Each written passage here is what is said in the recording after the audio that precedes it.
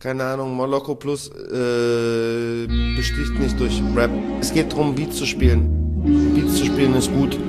Weniger Rap ist gut. Und mehr Instrumentale ist besser.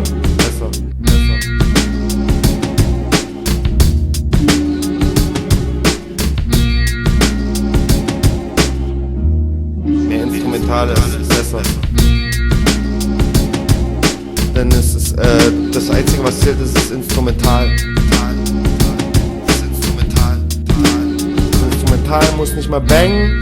Das Instrumental braucht kein Attack. Das Instrumental muss einfach existent sein und es muss gut sein.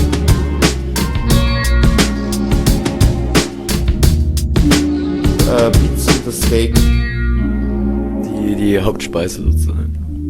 Beats sind das Steak. Ich mag gutes Essen Beats sind das Steak. und ne Freestyle-Session. Beats sind das Steak. Ich mag gutes Essen Beats sind das Steak. und ne Freestyle-Session. Steak. Beats sind das Steak. Steak. Und ne Freestyle-Session. Die Leute nehmen die Instrumentale als eigenes Ding wahr, als eigene Kunstform und das finde ich gut. Das ist auch gerechtfertigt und warum sollten sie es auch nicht tun? Es ist gut, warum auch nicht? Genau.